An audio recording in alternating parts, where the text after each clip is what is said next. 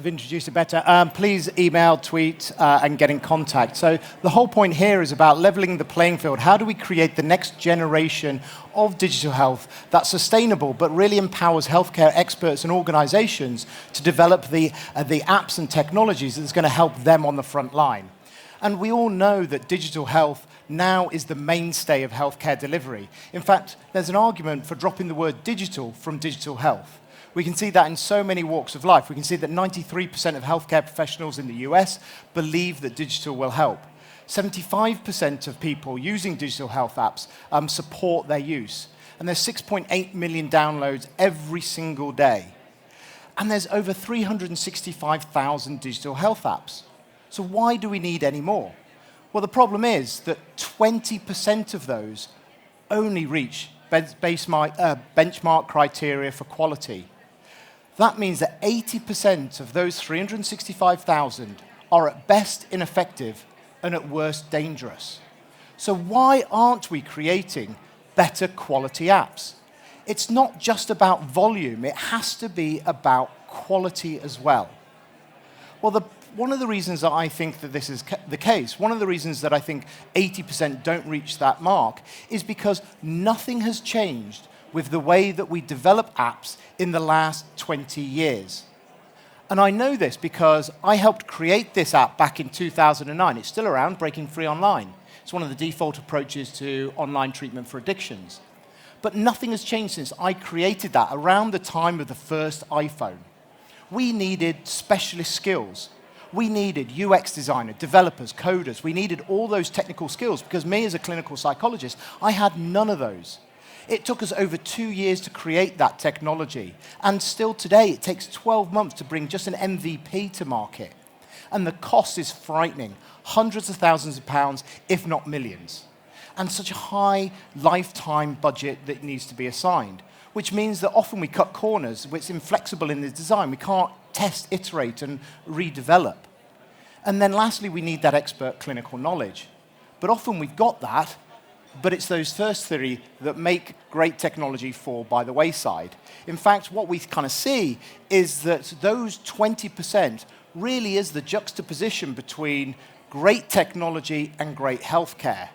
But so often, it's people with great technical skills that are bringing those solutions to market, not those people with lived experience on the front line that have the great ideas, but lack the technical skills to bring them to life.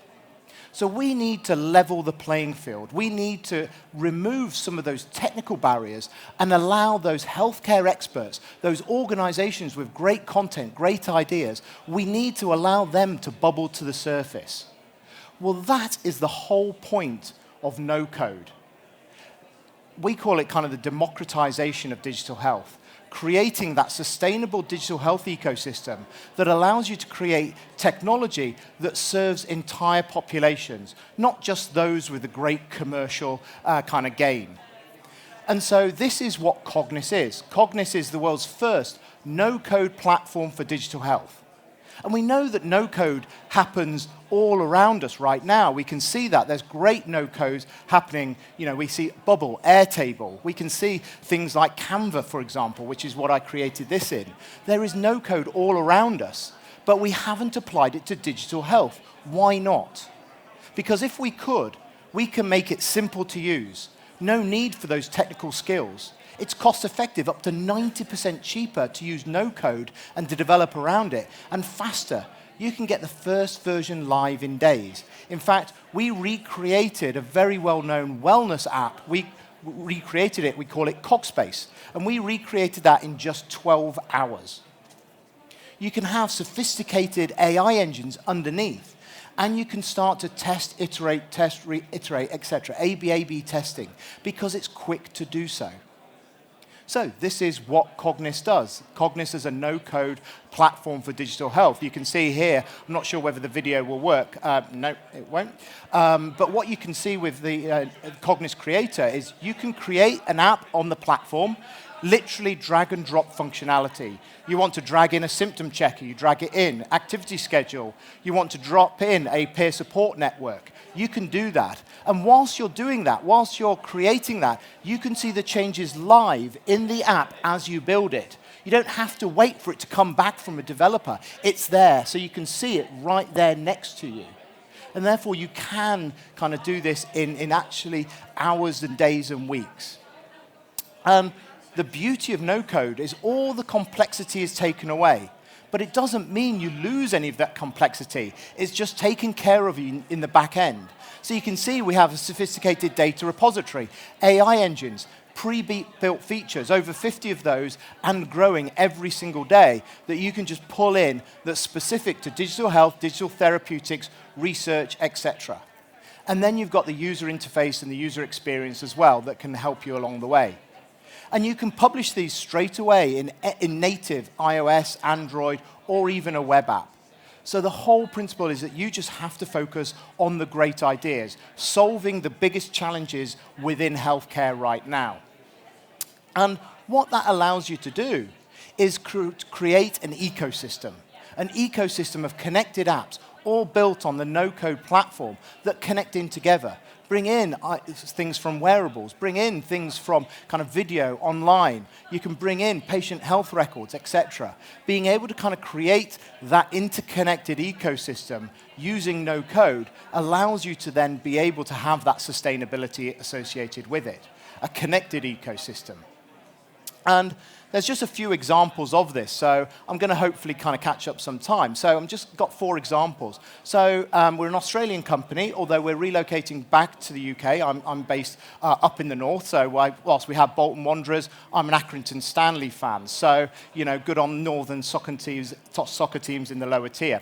So this is an app from Australia, Raising Healthy Minds, done with the Australian government to help parents access parent training in an easy and accessible way.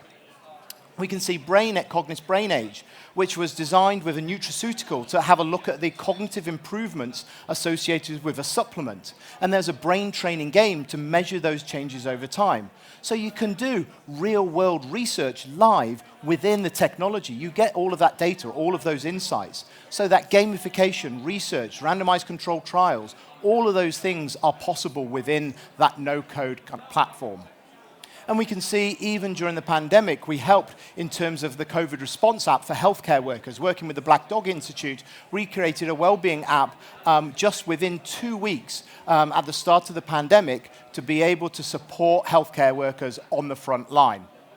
And last, although this is just one of many, we've got Gambling Less, which is in the moment, being able to have behavioral change, human transformation, being able to support people in the moment when they might have a problem associated with gambling.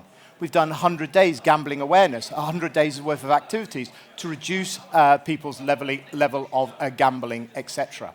So there is no end to the things that you can create when that technology is removed as a barrier to bringing great ideas to market with digital health. So here are just some of the people that are right now creating the ecosystem of the future. We would love people to come and talk to us so that we can help you to also come on board and to be part of that. So thank you very much for your time. You can see my email, my Twitter handle, and our website. Please do get in contact with us, and it'd be lovely to have a conversation. Thank you very much for your time.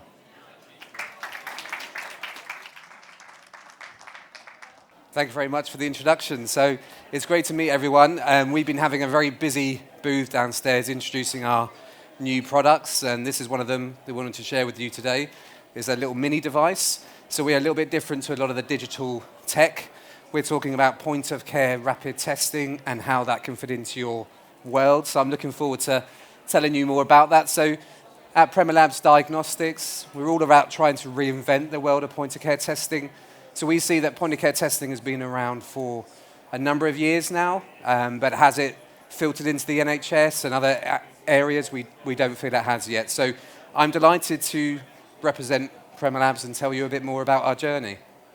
So our vision as a company that was newly formed in April of this year, so we are truly new and a startup, is to deliver a healthier future for patients and physicians by reinventing point-of-care testing.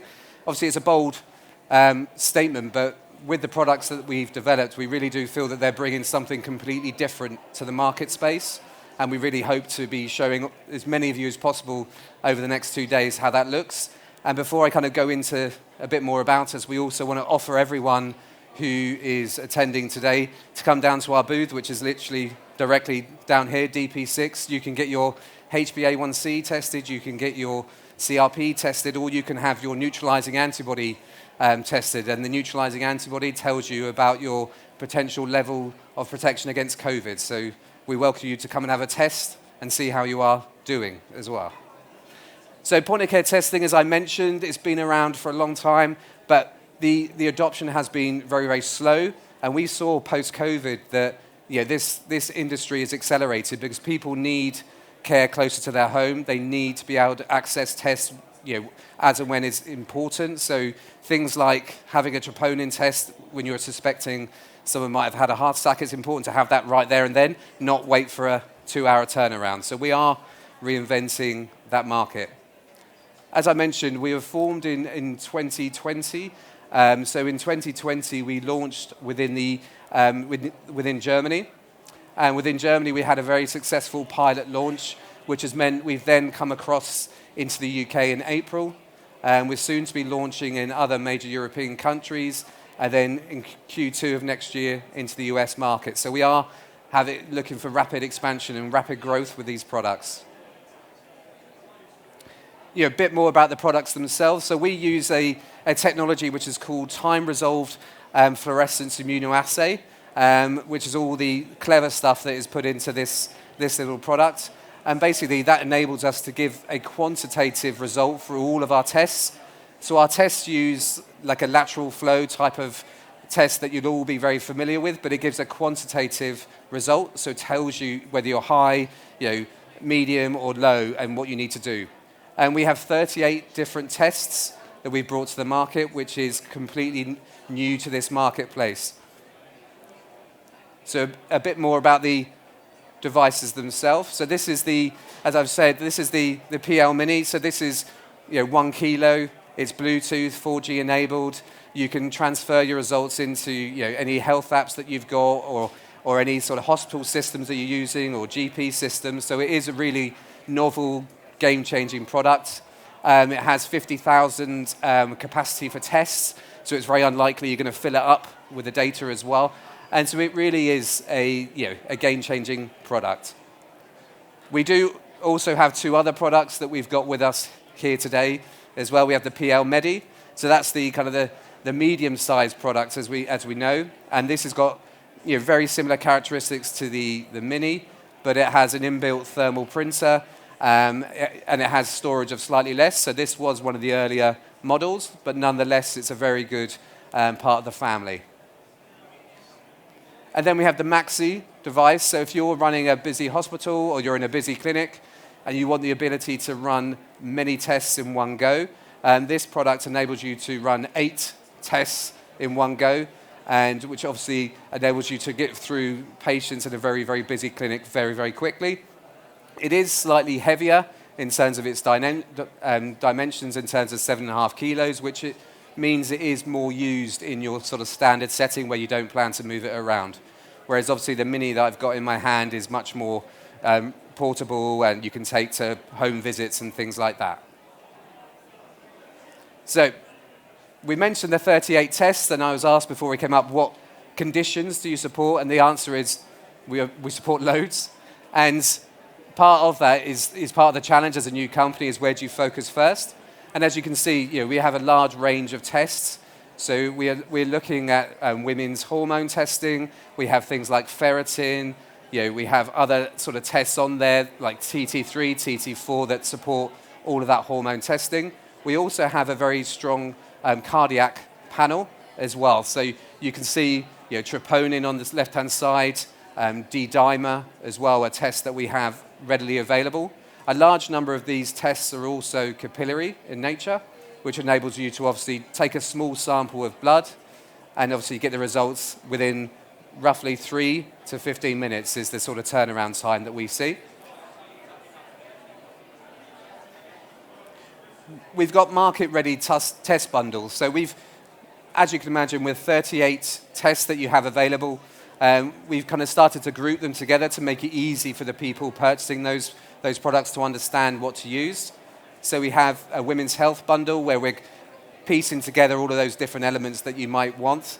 We have a pharmacy bundle. So one of the key channels that we've been seeing as a company is pharmacy being utilized as an alternative to your GP surgery. We all know it can be quite difficult to get in to see the GP at times, so we've been placing point-of-care machines within the pharmacy sector and running different tests like HbA1c for diabetes, like prostate cancer for men's health screening as well.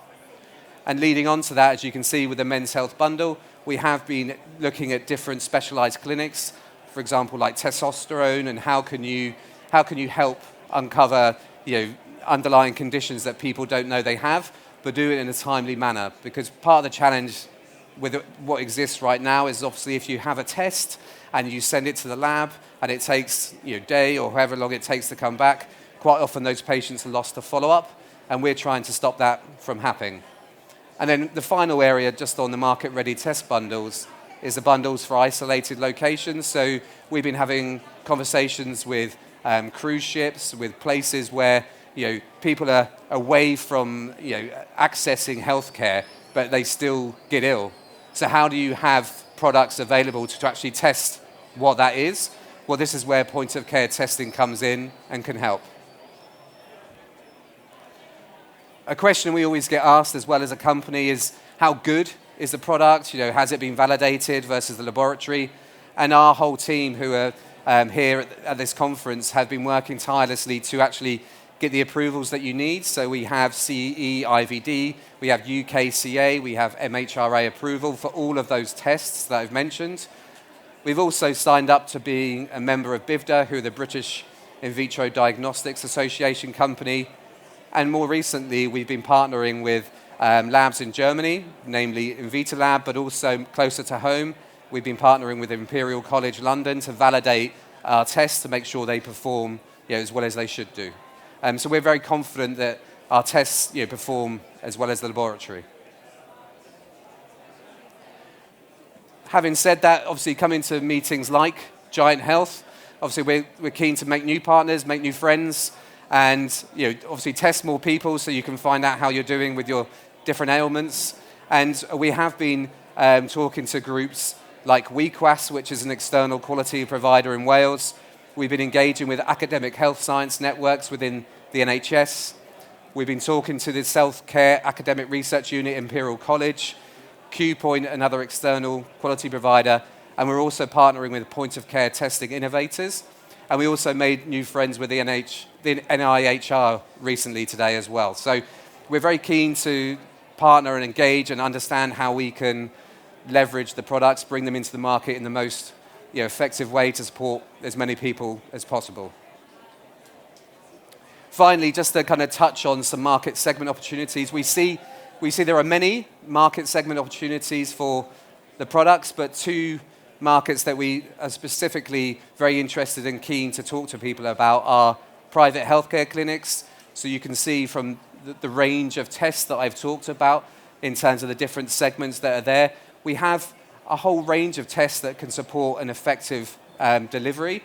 And one of the challenges that exists historically with point of care that we've resolved is that most devices will do 5, 6 tests. They won't do the 38 that we're talking about. So you can confidently place this sort of product in your location and know that it can do multiple different tests for multiple different conditions. And that's why we also think the pharmacy segment is a place as well where these sort of products should be utilized. People are regularly visiting those places to pick up prescriptions. These are ideal locations to do screening and different sort of therapeutic area, screening and awareness programs. And so we're keen to discuss how we can make that happen and support that with you. And so that's pretty much my last slide. And as I mentioned, we are keen to disrupt the point-of-care testing market, and we're looking for partners to help us to do that. But the offer remains. Please come and see us down at the booth, and we'll test you, and we'll see how you are doing, whether you've got diabetes or whether you should go and get that other COVID booster. So thank you very much for your time. one on there. Okay, that's fine. Yeah. Gentlemen, I hope you can hear me. We're going to try something a little different to begin with.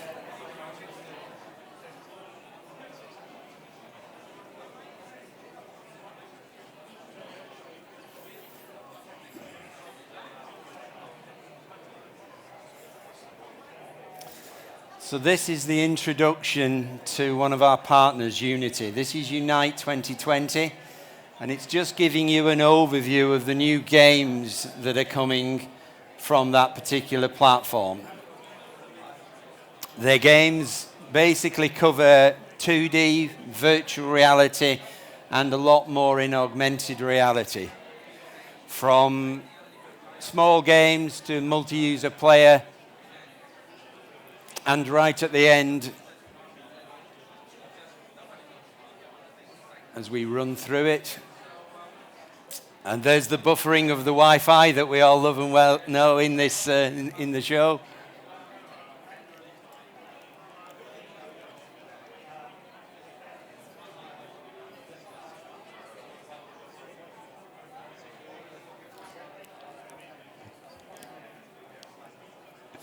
Okay.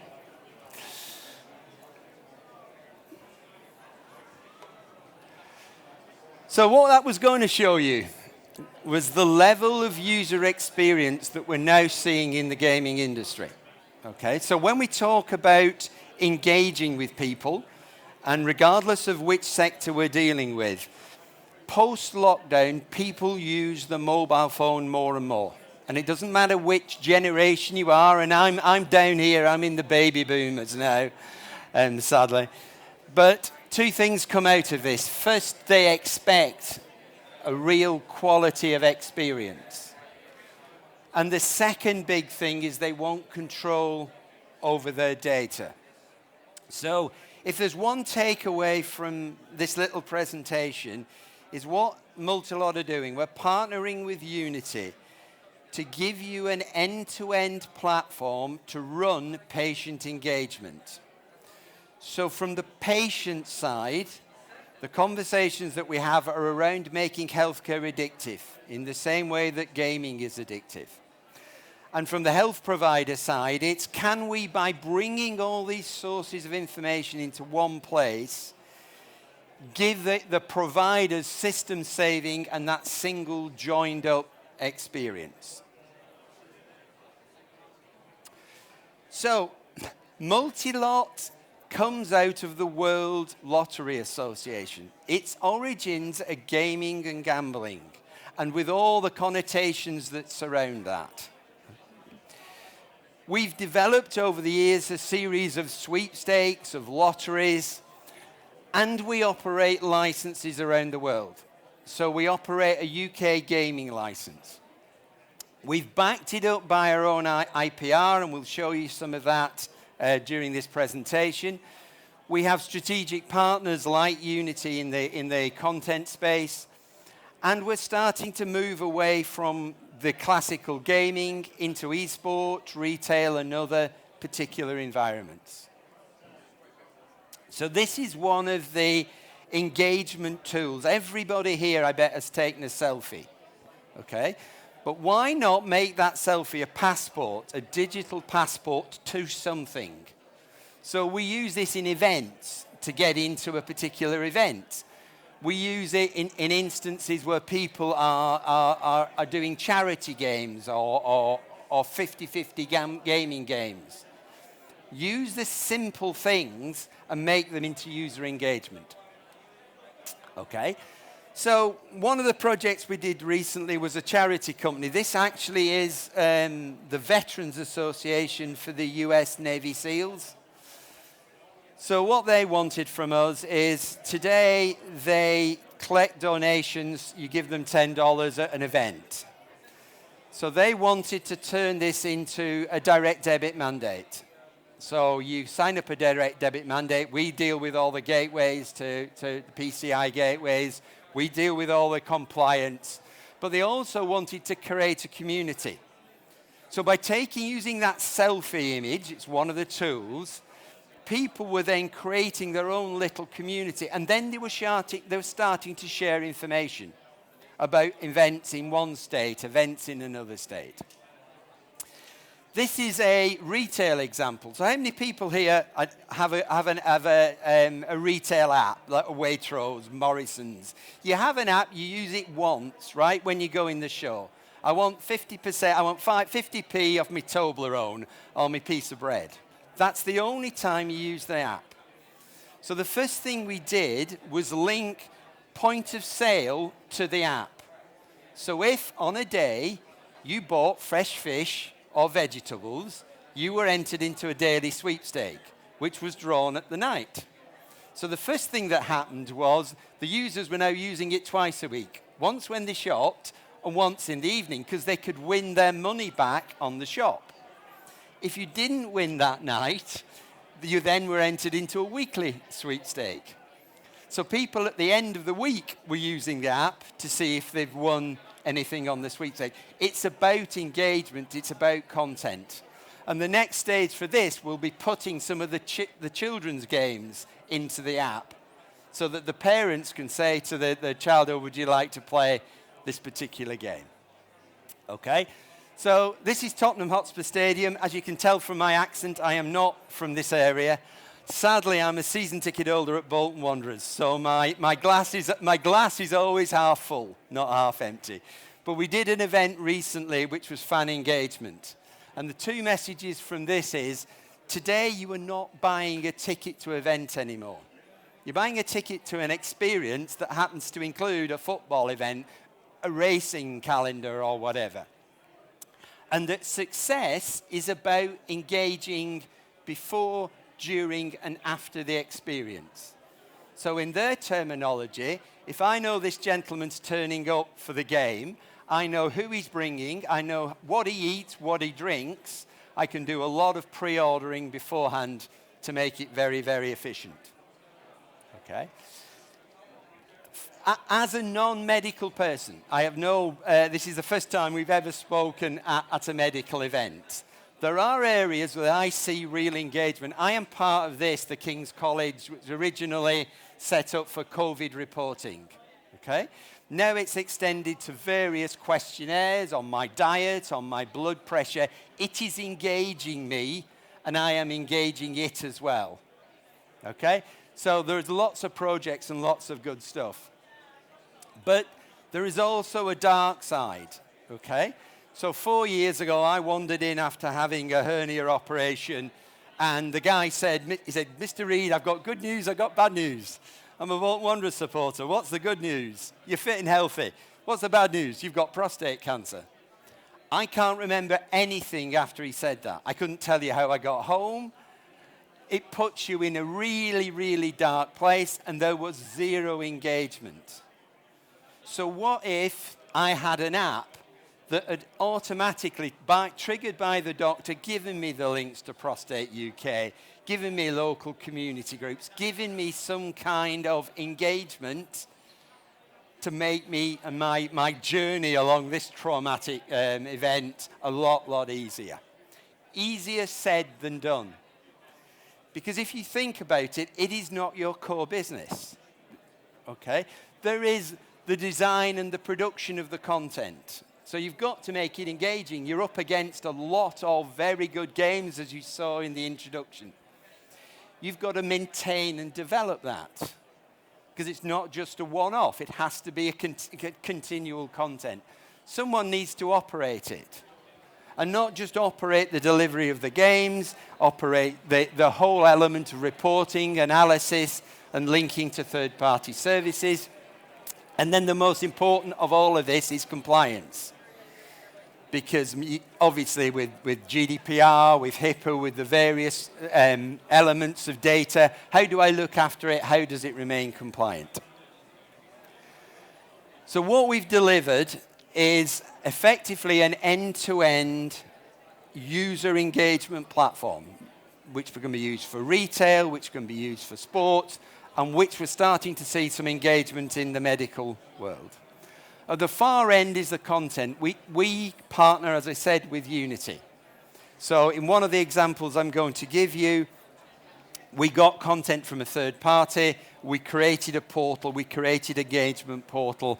They can help you on everything from apps all the way through to the operate piece. The operate is, think of it as left brain, right brain. Part of our heritage in the gaming industry was we would set up a digital wallet for you, everybody who was gambling, right? And if you win, if you lose, what games are you playing, what games are you not playing? So we're doing, think of that, but for any user. The right brain is linking to all these different services. So it might be to a social media platform. It might be to a PCI gateway. It might be to some form of authentication or security. And we've had to do it so that this sits above what you've already got. So again, historically, the gaming industry had these old technology stacks, whole pieces of software. We couldn't go in and rewrite. We had to integrate. And then finally, the auditing and the compliance is out of the box. It's fully automated. So I'm getting to hurry up, so I'll just keep through. So some examples. What we did, an organization had post-surgical recovery videos. People were going from video 1 to video 10 for a full recovery. They were only getting to video 3 because they felt better. They were stopping, then they were coming back into surgery because they'd failed. So we've gamified the whole thing. What is the likelihood of this individual can actually use this game, number one? If we know that, then interaction with the medics. How are you? We put medicine information in there. So what medicine are you on? If it's painkillers, how are you feeling? Week 1, week 2, week 3, week 4. So to build that model, so the physician is now getting far more information back from the patient. And then we also took it into demographics, gamification, and clinical interaction. So this is about, for a child, incentivizing them is going to be different than from an adult. So can you gamify it? Can you make them want to engage on this platform? We can bring in, again, some of the gamification tools. So we can bring in, if you were able to offer some kind of prizes, that can be brought in. If you just want to create a community with the kids to say, okay, you know, who's recovered the best, who's watched the best number of videos, that kind of information is available as well. So to finish, what we're offering is basically an end-to-end service, the content, the operate, and the compliance. And I'm on stand A4 if you want a further conversation. Thank you.